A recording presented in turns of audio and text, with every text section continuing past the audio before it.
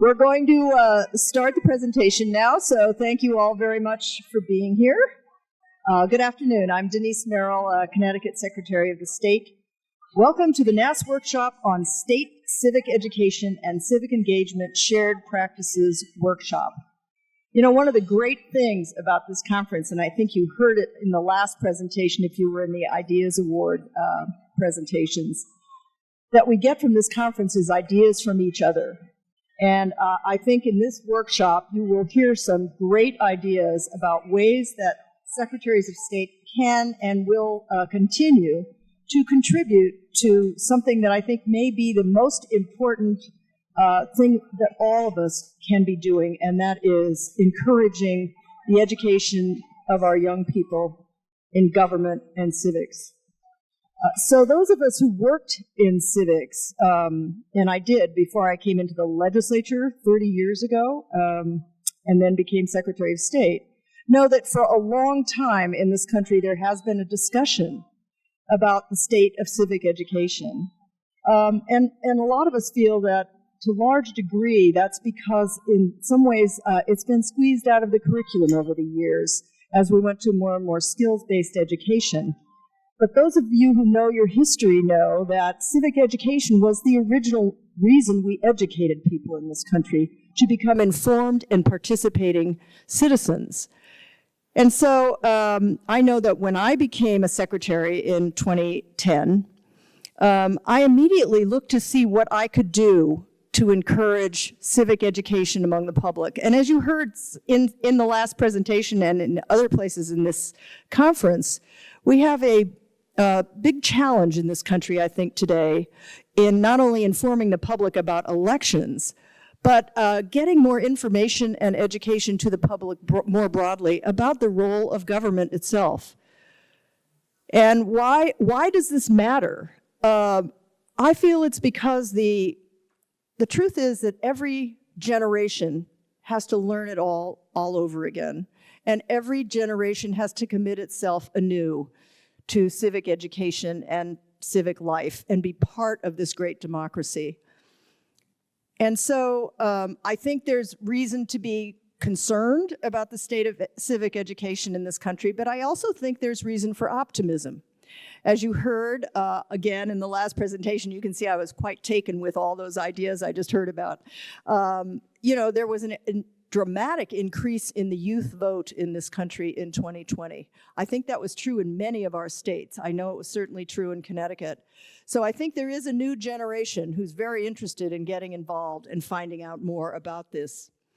And why does that matter to secretaries of state? I think in most states there is a statement similar to the one in my statute that talks about our role in providing this civic engagement. And what it says in my statute is, what is the purpose of the Secretary of the State? To educate and inform the public of services, programs, and responsibilities of the office, and to advocate for issues, policies, and programs which promote a healthy democracy and an active, engaged citizenry, with emphasis on encouraging young people to participate in civic life.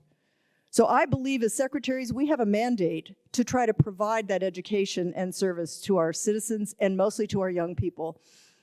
And so today, what we have for you are presentations from 4 different states, including my own, where we have done a lot to coordinate mostly with other agencies and other organizations to provide some civic education for our young people. And I hope you can take away from this some things you could do in your own states, or perhaps are already doing and may get some good new ideas. But I think it is really a core issue for this generation and for all of us to be stepping into this situation. It is not just a job for the education department, it's a job for all of us. So with that, I will introduce my own. I'm going to start with my own state.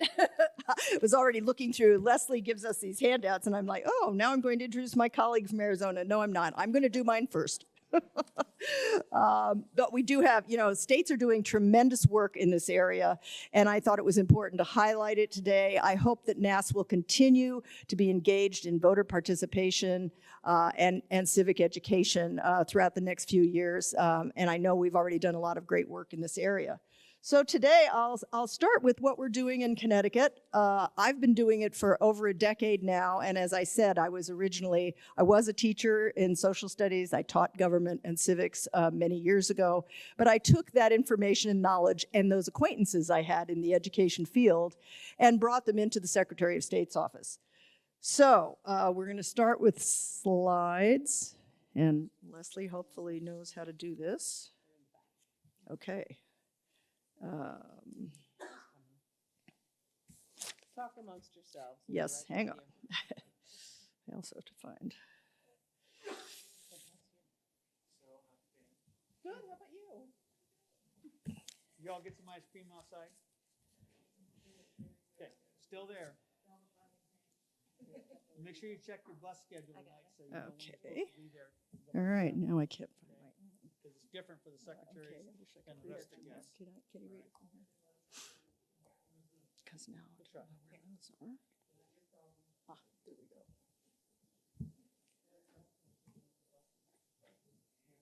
Where to share? And there's a lot of food and refreshment tonight. It's almost like dinner. So for those of you who are wondering about that. Okay, we're not talking anymore. Okay, food is over. Tough crowd. So over the years, I've done a number of different things around civic education, some of which have been picked up by other states, I'm proud to say. The first one I want to talk about is something we call My Election, My Vote. We actually launched this in 2012, and all I did was ask a former colleague of mine, social studies teacher, great teacher, to put together a little curriculum about Connecticut's elections and how one votes in Connecticut.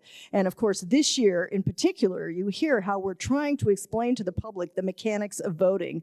So this has been an extremely useful curriculum because there wasn't anything specific to the state in the state curriculum. We don't have a state curriculum in Connecticut. Like many states, school districts all develop their own plans on many of these issues. I did in 2003, when I was still in the legislature, pass a mandate in Connecticut. You must pass a course in civics, a half-year course, in order to graduate from high school. I think by now many other states have some similar requirements, but that has launched a great deal of interest in civic education in Connecticut, and it did require the districts to come up with many more ideas. What we were trying to provide is some good, really activity-based curriculum, not just the old bills hopping through the box, and how many of us learned government. Much more interactive, much more with ideas for teachers to be able to get kids to grapple with real issues in their communities. It's very locally focused on towns and town government and how one learns to become part of a community in a civic way. So this year we have updated the curriculum, and I have again a terrific new teacher. It's got lots of, and you can go online in my office. It will soon be up. It's almost finished. It'll be finished by the end of the summer, and will feed into another program I'll tell you about. And it's maybe a dozen lessons. Complete with research and so forth, and I had some great interns from Yale University who are interested in this topic to help me out. So it's been a great effort. It was in collaboration with the State Department of Education, and it will be launched, as I say, by the end of the summer. But its focus really was on encouraging students to register and vote. Even at very young ages, we know that the earlier children learn about their role in a society and their role in voting in elections, the more likely it is that they will become regular voters when they turn 18. And we know that from all the data about education. And that's why there was such concern in the education community when it started falling out of the curriculum, particularly at the elementary level, which is really where there's a problem, where we used to learn through stories, for example, you know, whether it was about George Washington cutting down the cherry tree or all those stories that we tell children. And there just isn't as much time devoted to that sort of thing now in the elementary curriculum. So we did put in some lessons for elementary school teachers, but mostly focused on activities, mostly focused on actually learning to be citizens by doing it. And that's another thing we very much know, that you can't just lecture people about these things. You have to model it and you have to allow them to practice. So that was the focus of our curriculum, and it's been very popular in our schools, and I think we've made a real contribution in that way, and especially because it was focused on our election system in Connecticut, the way it actually works. Okay. And this slide just shows you the basic focus of it. It is both state and local and national elections. We have the new focuses on digital literacy, and I don't have to tell any of you why. The world has changed in the short 10 years that I've been in office as to how people are getting their information, and children are no different. And there is a big need for teaching about digital literacy, and it's a tricky subject, and we have had to vet these lessons with lots of different people, but we felt that it was important to include in this curriculum. Okay, so that curriculum, along with many other things, and this is not an exclusive list, it's a way that teachers can pick and choose what they're going to use in their classrooms, which is very much what teachers want. We have created something we call the Red, White, and Blue Schools Initiative. This is a school recognition program. And the beauty of it is it doesn't take much staff work or any kind of input from our office. What we did is, working again with the Department of Education, we created a program that recognizes schools that do extra things to make sure they're doing civic education in their schools. And it's a whole school recognition program. It's not just one teacher or one classroom. It's a way of saying this particular school is now recognized as a school that's doing good with teaching citizenship. We've had a lot of success with it. We recognize special projects in some cases. And so the schools submit documents and reports and lesson plans and photographs to a committee that we put together at the state level, including people from the Department of Education and the Social Studies Council and my office. And we look at these projects, and then we award schools with being a Red, White, and Blue Schools initiative at the end of the year. And again, you know, they can use parts of the lesson plans that we developed around elections. There is a strong focus on elections and teaching kids about how to vote and how to participate in elections. So that's what makes it a great vehicle for secretaries of state. And I think we have some pictures here where I go to the awards ceremony at the end of the year. I give the awards out, and they get recognized by my office. And it's a great thing for a secretary to be able to do, because it's visible, but it's in such a positive way. And I think it's something everybody should consider doing, because really, like I say, there's virtually no cost to it and not a lot of staff time devoted to it. And the Department of Education has been very, very helpful, and the commissioner and I give out the awards at the end of the year. It's terrific. Then we have Connecticut's Kid Governor. This is a program we started, I don't know, about 5 years ago now. It's for 5th grade. And this program, it prepares students for active life in the sense that they vote for the kid governor of the state of Connecticut. And the whole class participates, and all the students have different roles in the election. And kids step up to run for governor. And we've had literally hundreds of schools participate in this now. And the kids put together platforms for their candidates. They divide into different, they talk about different issues. The kids that are running for governor come up with a particular platform, and they've come up with all kinds of interesting ideas. And then in the end, the entire state votes on who will be the kid governor for that year. We have the ceremony installing the kid governor at our old state house, which was one of the original buildings where they signed the Bill of Rights in our state. And it's just a terrific program, and it's won a lot of recognition and awards. I think we do collaborate actually with NASS. They're recognized by NASS, and several other states are now doing these. I think notably Oregon has been doing the Kid Governor program for quite a while. I think it's particularly interesting because in the last 3 years, they've all been girls, but that's just me, you know. But the kids are amazing. They get into this program. The entire class, they're so supportive of each other. And it's a very active and active contest. Let's just put it that way. And every child in the classroom plays a role, and that's what I love about it. And these kids that have been the kid governor spend a year, and they get to interact with the governor's office. The governor comes and awards them, and I swear them in as the kid governor. And for that year, they implement their platform. The first kid governor, I remember, her platform was increasing kindness. And she had this whole idea where she built kindness benches that the kids would build in all the schools. And what you would do on those kindness benches is you would find a student who wasn't very popular, was someone who had been left out of things or maybe needed a friend. And they would take that kid and that was the kindness bench, and they would sit and talk to those children on that kindness bench. Hundreds of schools did this throughout the state. And it was just an example to me of what issues kids are thinking about. It's very powerful. So again, you can read all about it on our website and see what we've done with that program. It really has mushroomed into such a big thing. And even though it's only for fifth graders, I already have seen some of them have come back, the kid governors, to visit.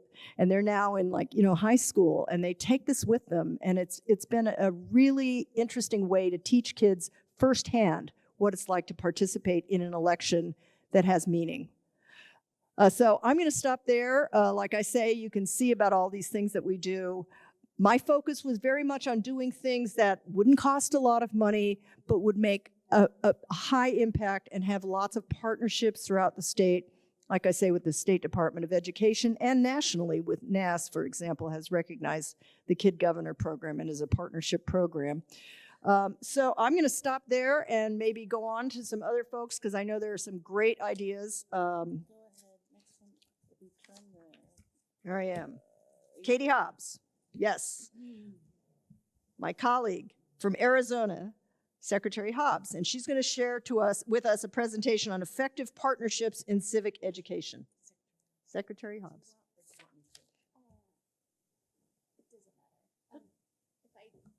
It's easy. Yep. Well, good afternoon, everyone. I'm Secretary Katie Hobbs from Arizona. When I came into the Secretary of State's office in 2019, I was intent on increasing our office's involvement with civic education and engagement throughout the state. We didn't want to reinvent the wheel, and we knew that there was already a lot of folks working in this area. And so we really focused our energy on building effective collaborations around the state, largely focused on students, not solely on students. And we've stayed focused on this. And so I'm really excited to share some of these examples with all of you. I have to say, I don't know that what I'm going to talk about is really necessarily earth-shattering, but it really has been that commitment to collaboration that has made what we've done in this area so successful. And really, I was smart and hired people strategically that were committed to partnership, as committed as I was. and it's made everything work. So with that, I will. So we started by building the state's first ever community advisory committee that was really focused on finding gaps where there were gaps in voter engagement and how we could help fill those gaps.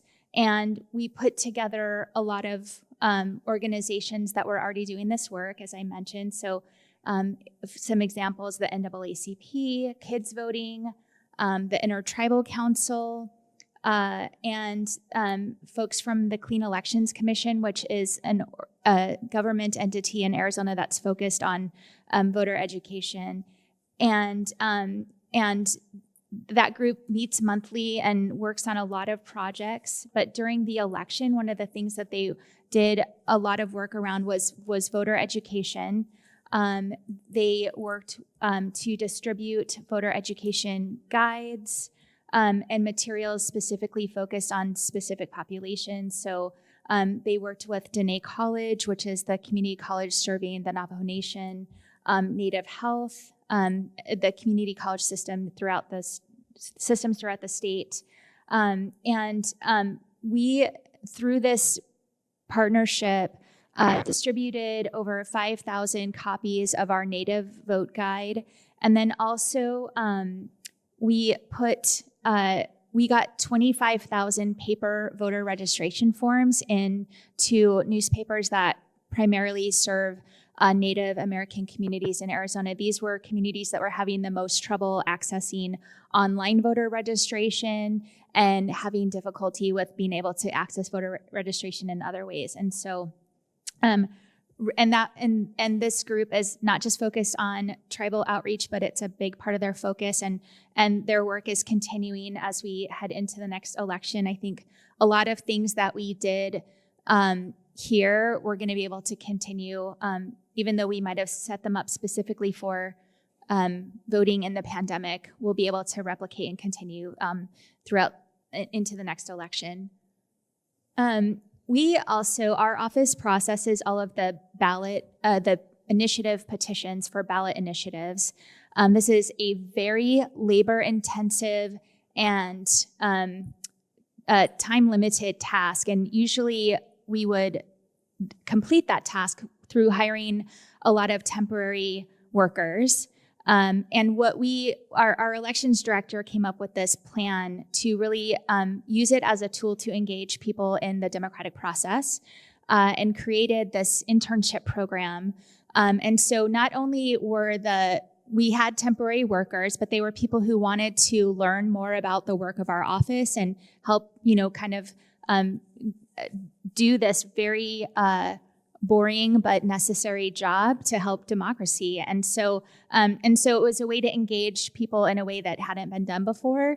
And we worked with the partnerships that we had started to already build with the colleges and high schools to bring these students in to do this internship program with our office. And we're expecting a number of initiatives to be filed again for the 2022 election, and we'll definitely be replicating that program next year.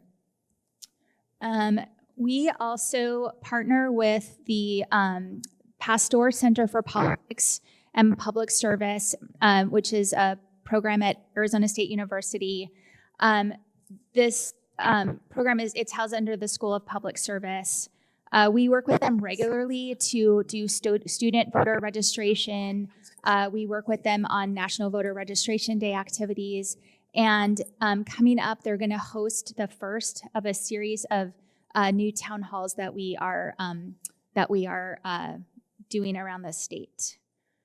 And then also at Arizona State University, we've worked with the Walter Cronkite School of Journalism. They have a project called the PR Lab, where they get students partnered with organizations that need their skills and ideas. And so the project that they've worked on with our office was to develop a series of social media and news injects that we're going to be utilizing at our upcoming tabletop exercise that we do in advance of the 2022 election. And And then we work with many community colleges throughout the state. I want to highlight South Mountain Community College because they were really the first college that we partnered with and worked with them on many activities, including their student civic engagement team for voter registration drives. We did a virtual town hall before the election, or a roundtable where students were able to ask questions about voting and work with them on a regular basis. And we do this work with a lot of the community colleges, but wanted to highlight South Mountain because it's an underserved area and was really one of our first partners. Also, I mentioned earlier, Dene College. This serves primarily the Navajo Nation, and so historically low election participation. And so similar to the work that we did with South Mountain Community College, we had a virtual roundtable where the students were able to talk about how to safely vote, and particularly in the ways that were culturally meaningful in their community. This conversation led to student-led efforts to volunteer for GOTV in the tribal community, and also early vote drives in their communities. They coordinated transportation for voters to the polls, and a lot of these students also signed up to be poll workers for the election. So this has been a really good partnership, and we saw historically high participation across the board in the 2020 election, but it was really historic with the Navajo Nation, and I think that this kind of effort really helped with that.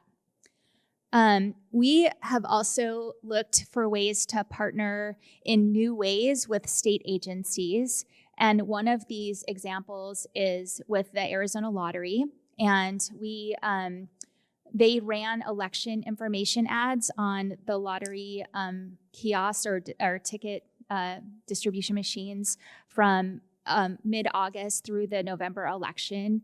And this included 3,000 retailers, and the ads that we ran got about 21 million impressions. Like all of us, we were faced with concerns about poll worker shortages. And so all of the partnerships I've talked about, we leveraged to help with poll worker recruitment, and including partnering with state agencies, which was really crucial. We have a state civic duty pay program. So if state employees are going to jury duty, they can utilize that. And we were able to get that expanded for poll workers with the state. And so through that, recruited over 1,400 poll workers through the state employees. And finally, we have really strengthened our partnership with the Arizona Department of Education to work with students on voter engagement. They were particularly helpful in poll worker recruitment, as well as promoting the John E. Lewis Youth Leadership Awards. And we have a lot more planned in conjunction with the Department of Education heading into the 2022 election with voter education and registration. So those are just some examples. It really has been just a commitment to continuing to nurture those collaborations that has made that successful, and really is, I think, a testament to the commitment of my staff to doing that.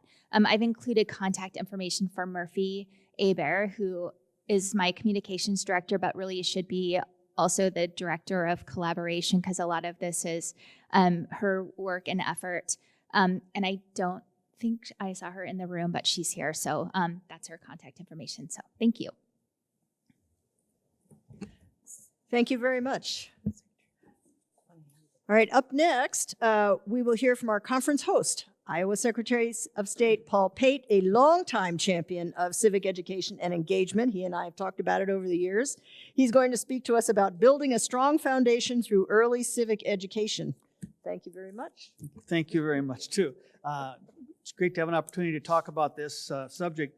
in Iowa, we think it's crucial to build a strong foundation through early civic engagement.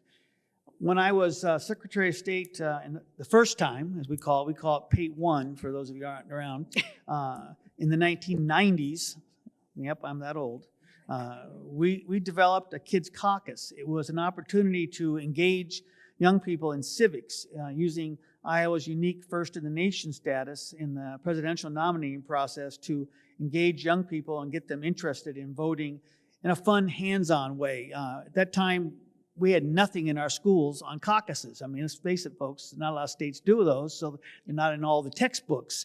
So we were very keen on getting that out there, and it was very successful. So when I returned into office in 2015, we expanded on that idea and developed a whole new curriculum to be taught in Iowa classrooms.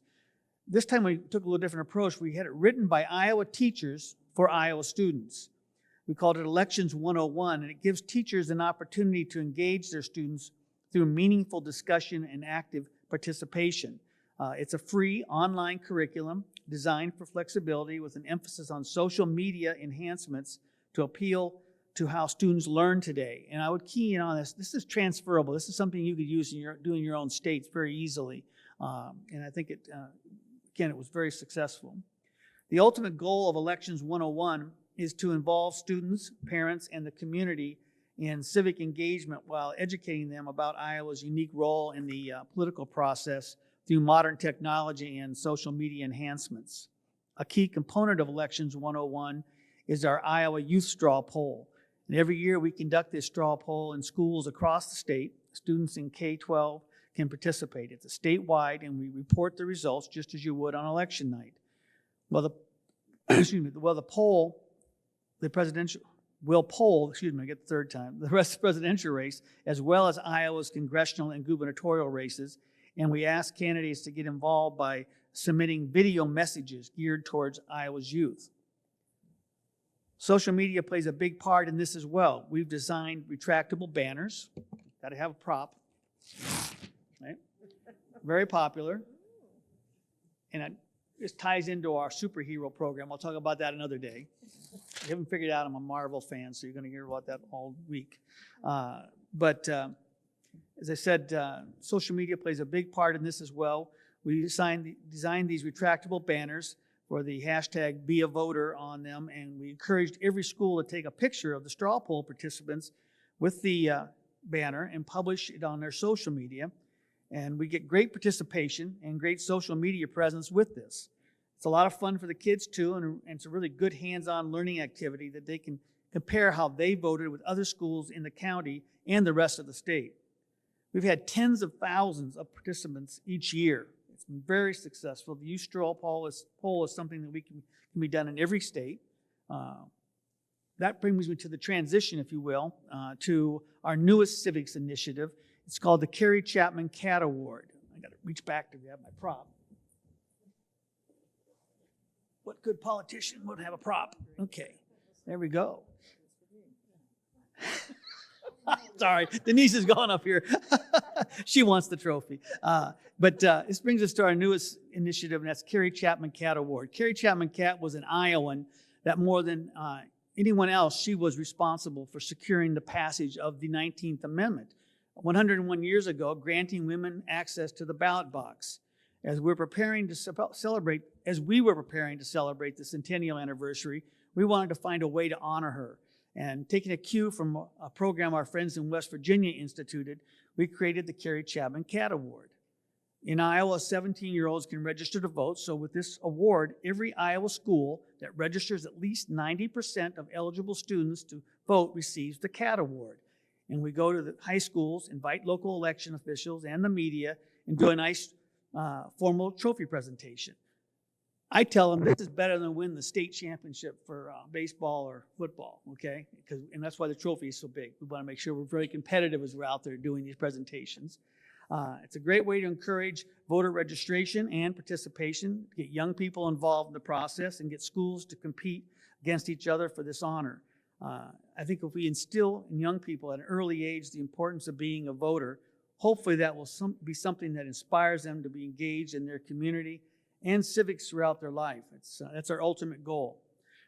this program was initiated in the middle of the COVID pandemic. Trying to get into high schools to get them registered was a challenge for all of us. But we were very pleased with the results we had in year one. And now as we've done year two with the schools, we're seeing some real serious competition because the ones who won it last year want to continue on that track. And the others who are wanting that opportunity out there pushing it hard. So it's been a smashing success. And with that, I'll turn it over and answer questions later. Great.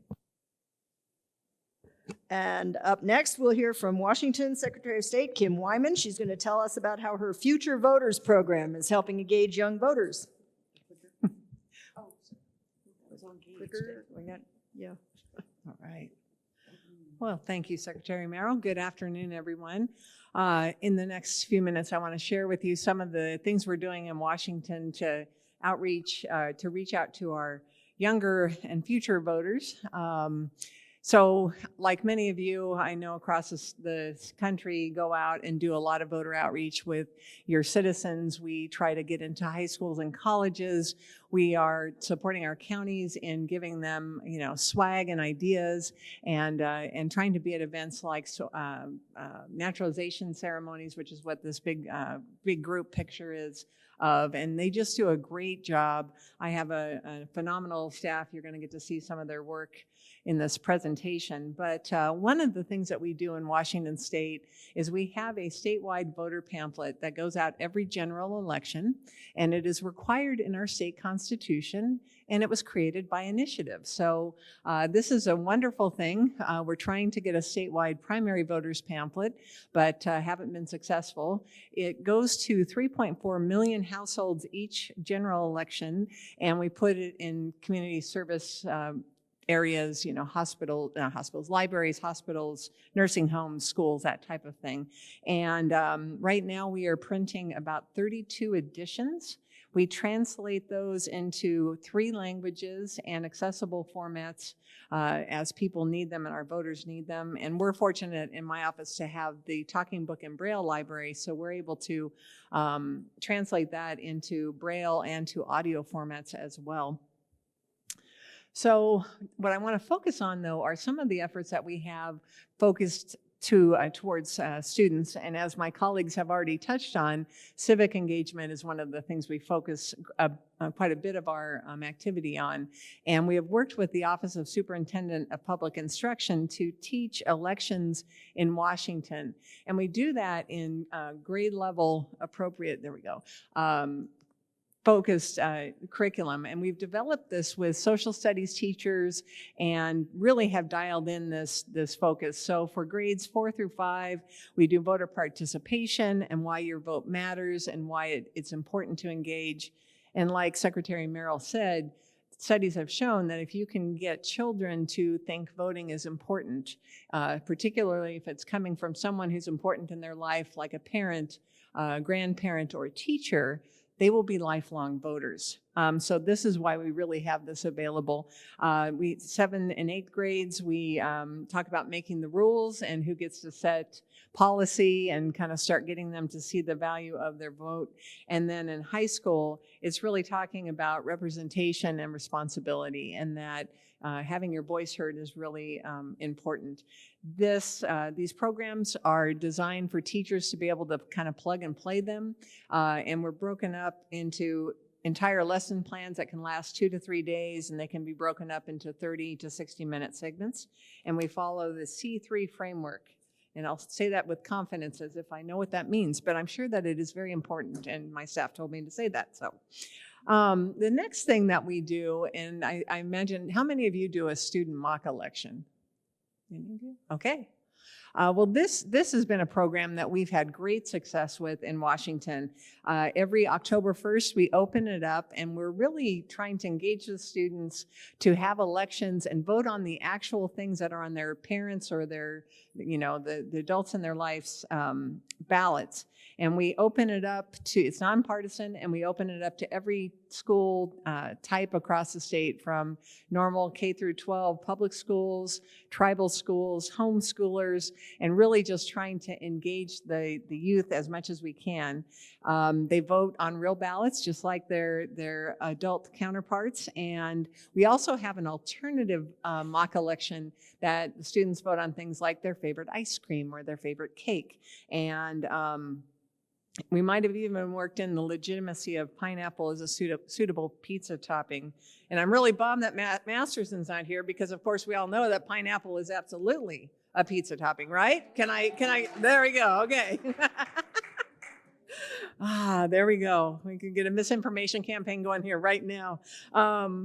We provide teacher toolkits and make them available as a downloadable. The whole program can be downloadable, and we've had over 388,000 students participate since 2004. So this has been one of those just great programs. In 2019, our legislature passed and put into law a number of new initiatives, and one of them was the 16 and 17-year-old pre-registration. And we've kind of taken that idea and created the Future Voter Program. And this has really been a great way to engage young people. So as you can see here on this slide, hopefully, wait for it. There we go. Sorry. As you can see here on this slide, we created a yeah, what are those called? QR code, thank you. Had a complete blank there, where it can be easily scanned by a student in, say, an engagement that they may be having in their classroom, and they can go online and register to vote if they have a Washington State driver's license or ID card. And we really try to engage this and engage these young people in this program. And one of the aspects of the Future Voter Program is that in the state law, this was paired with Temperance and Good Citizenship Day. So don't tell me the date, don't tell me. Who knows the date of gosh, I had it here and lost. Every year on a date in our election, actually, I'm a slide ahead, sorry. Just ignore that last part. Let's back up. We give resources to teachers in terms of voting and the Future Voter Program, and we do pair it with Temperance and Good Citizenship Day. And in last year, there were over 992 individual visits of people teachers downloading the information packets so they could prepare for Temperance and Good Citizenship Day. And we give them stickers and swag that they can hand out and really try to make it something that the students engage in. And we also partner this lesson plans with the mock election, so it kind of all dovetails nicely with the older students so that they can become future voters. And this, of course, was not just our office, but we had our county auditors engaged in this effort so they could be really kind of on the ground working with their local school districts. And, we did some training at our annual conference with the county auditors and election officials, and they each sort of tailored this program to their own needs. And as you can see in this example, this was Yakima County, and they had this nice little card that talked about how to register to vote as a future voter, and then that's an actual sucker that, giving candy away is always good. So we did that, and then, as I said, the law partners this program with Temperance and Good Citizenship Days. So we really did try to leverage that as much as possible. January 16th, there we go. I knew it was in my notes. So every year on this day, we really build to this day to pre-register our 16 and 17-year-olds and engage them with I think a requirement in the law is that they are given the opportunity to register to vote in class. So this has been a real partnership with the Superintendent of Public Instruction's office. They provide letters that he and I both sign and give to teachers to try to get them energized.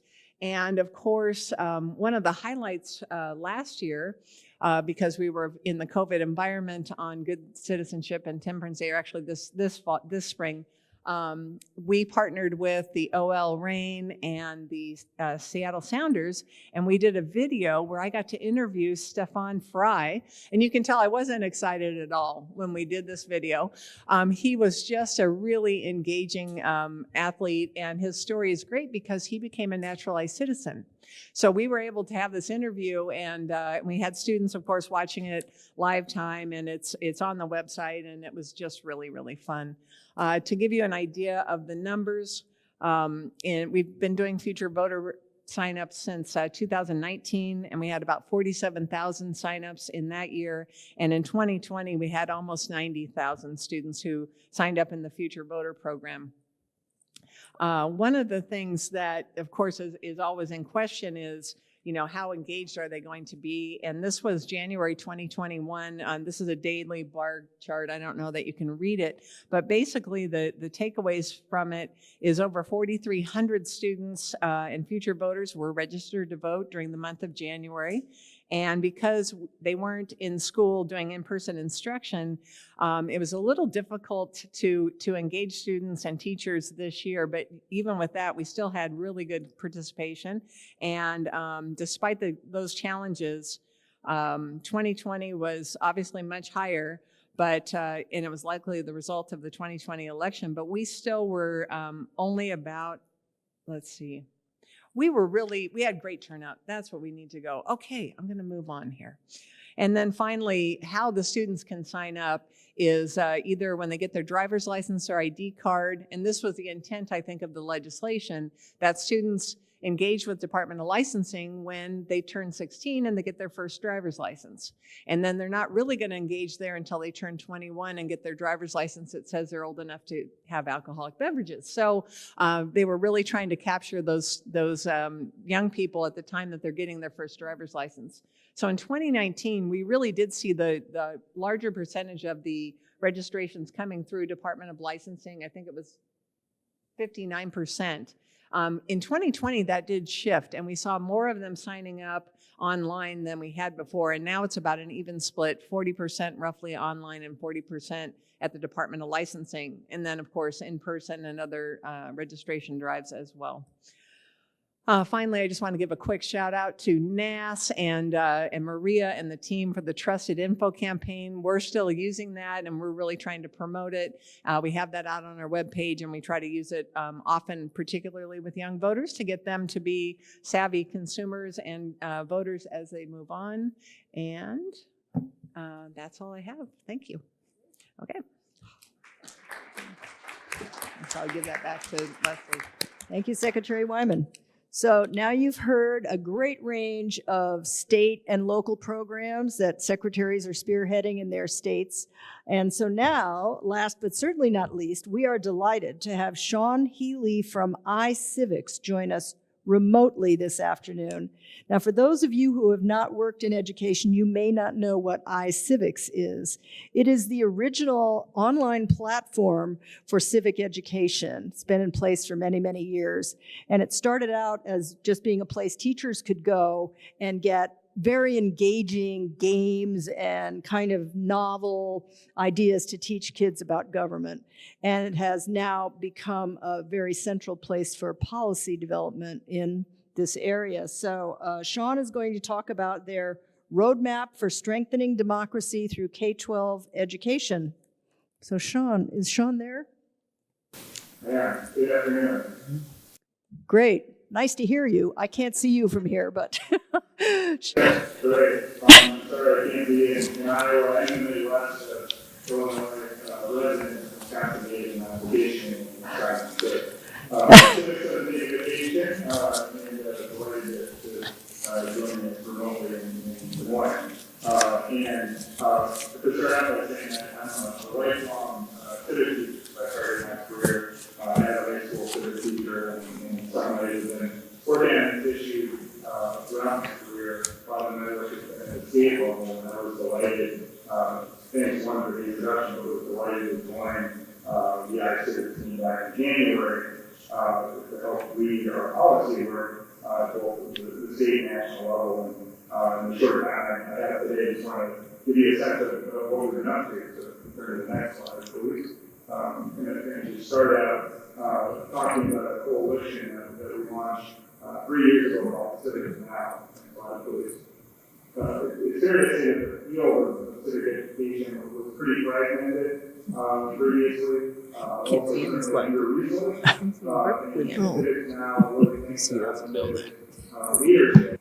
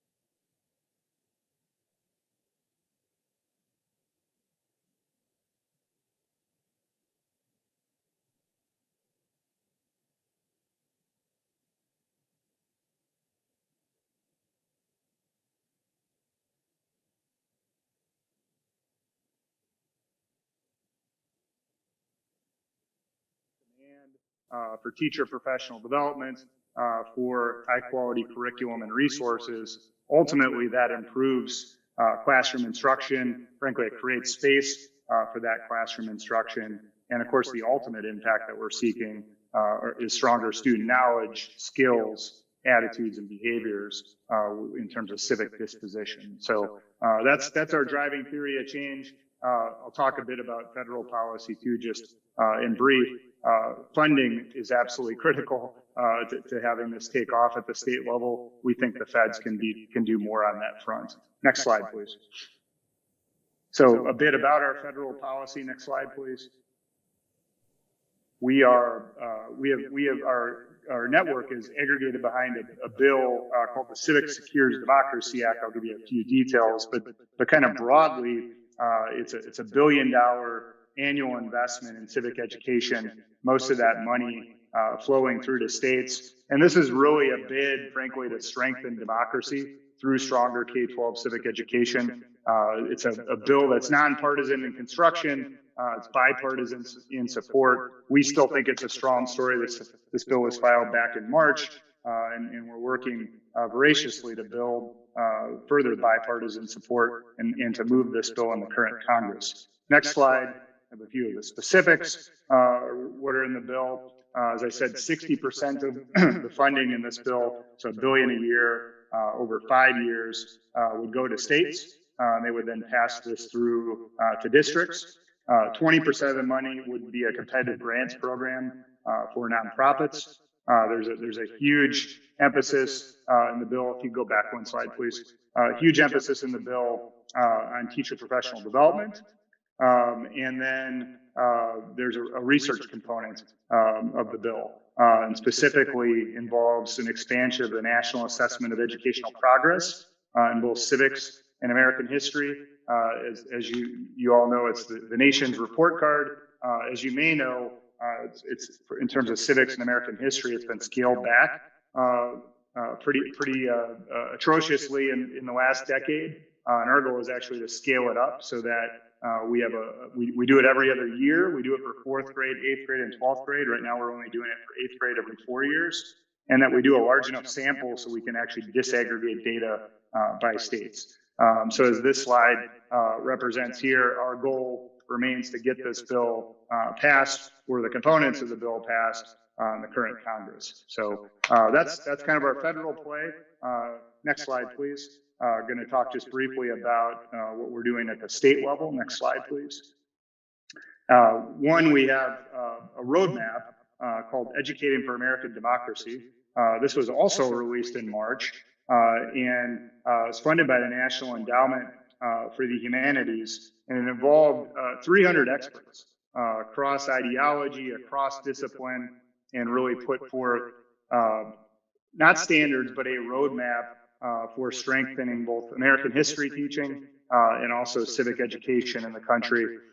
We also developed a website where we're curating curriculum, and we made a number of policy recommendations. A little ahead on the slides, one slide back, we have our state, thank you, have our state policy menu, which aligns with the EAD roadmap. We released the policy menu for the first time in 2019, plan to re-release it next month.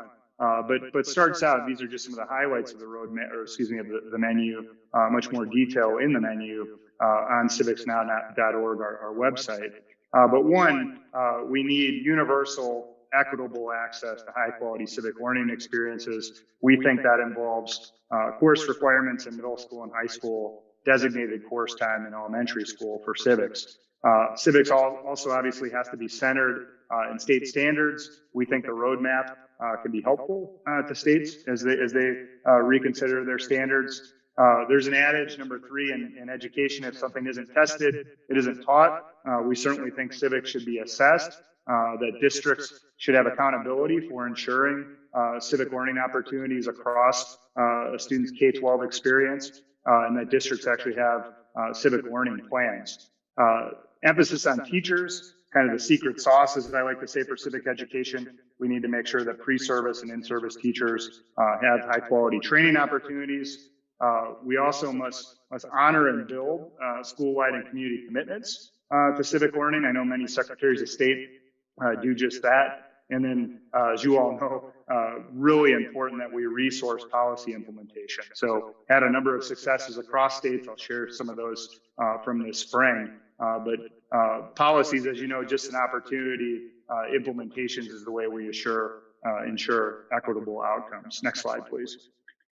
So we have a table, as I said earlier, a state policy task force, currently 34 states represented. If your state isn't, please get in touch with me. We'd love to have your state at the table too. Meet on a monthly basis. It's really evolved into a community of practice, and one of the strongest things I think Civics now has going. Next slide, please.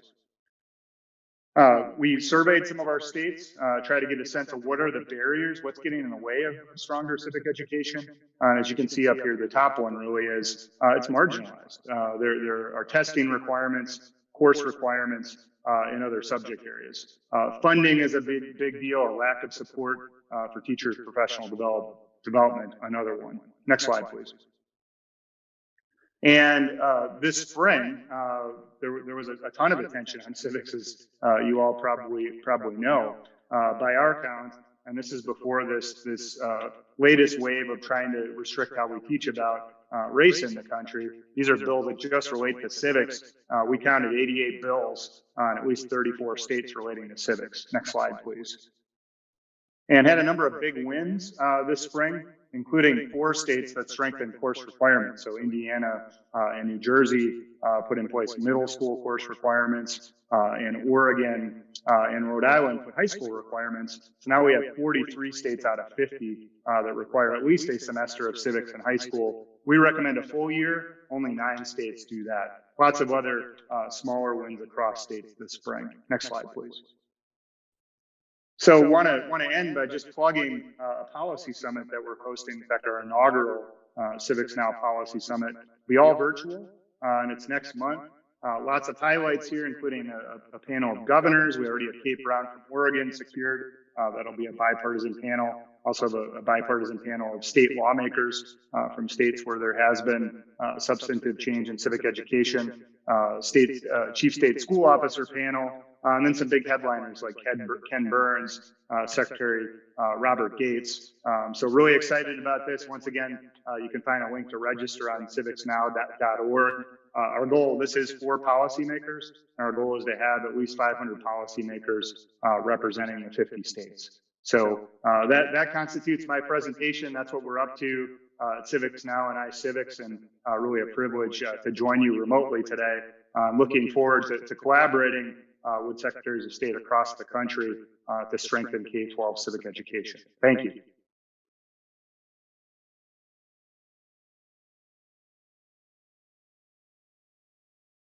All right, thank you very much to Sean.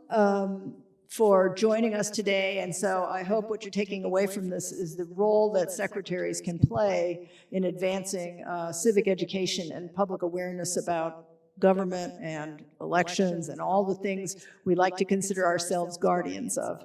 So I think we have a couple of minutes for questions, if anybody has one. Yes, Secretary Sagowski. Thank you, and thank you to each of the members up there for telling us your stories about what's going on in civics education. When I first became an elected official in Assembly and the Senate, I went to a program called Civics Education, learned about it from former Sandra Day O'Connor, one of our Supreme Court justices, was very big in this. I haven't heard anybody mention her name, so I didn't know if anybody picked this up from her or if you got anything from what she had started, because she started a very robust and a very good program for civics education. What I didn't see in any of this or hear in any of it is about the curriculum, what actually is being taught to the kids. And that's a concern that I have because I've heard that civics has gone away from what we really want to teach kids in the civics. So I'm just asking each of you, and maybe you can't tell me that today, but I'm hoping that that we can have that discussion and also talk about where I saw it start, and if we're still in that arena or not. Thank you. Well, I'll lead. Yes, Secretary Savasky. In Washington, we inherited it was a voting program that Secretary Reed had started. He might have stole it from, when I was his election director, and I was auditor. Not that I'm competitive or anything. Okay, I might be a little competitive. But we did a refresh of it a few years ago, and we actually did it with an eye to partnering with the Superintendent of Public Instruction, and we reached out to an organization of social studies teachers, and we got a handful of them that really sat down, and we made, I think originally they were Common Core standards, maybe, I'm looking at Lori Gino. But we really tried to do it to be grade appropriate and something that teachers could use that actually went to standards. And I think that really helped it really helped move it forward and gave it a lot more credibility. But I think it's really important to do that.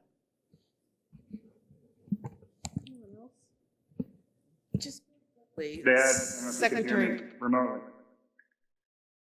Neely, our last speaker, was from I-6. Yeah. So one, thank you. But he never mentioned it.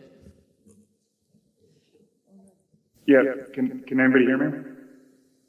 Go ahead, Sean. Yeah. So I apologize for neglecting to mention that Justice O'Connor started iCivics, and she's certainly our guiding light. And our bread and butter is curriculum. That's what iCivics offers. It's online games, but also lesson plans tied to that. And then also, I would say the Educating for American Democracy roadmap, which I mentioned just in passing. But what we've done on the website is curate curriculum that's aligned with the roadmap, not just from iCivics, but from organizations across the country, and frankly, representing a number of different ideological perspectives. Curriculum is absolutely critical. I think it complements good policy. And I would just interject, our Elections 101 program that we designed, said it was written by teachers, and each lesson plan matches core requirements. So it actually is used as part of studies programs for social studies in our state. So we have started doing that.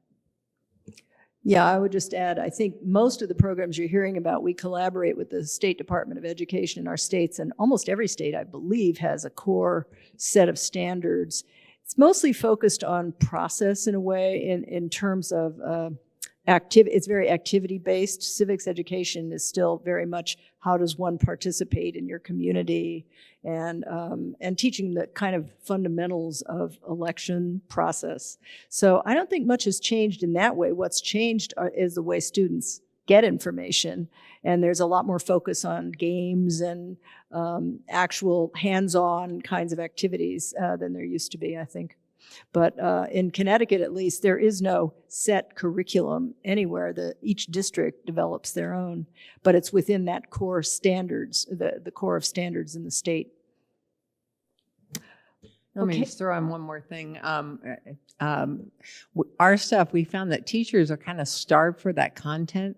And I don't know how many of you have libraries or archives in your office, but that was another thing we really try to partner with, is have that content circle back to that, to the research library level and that type of thing. And that's helped. And all of this is accessible online, and we try to make it really easy for teachers to get. So that has helped us kind of get it there too.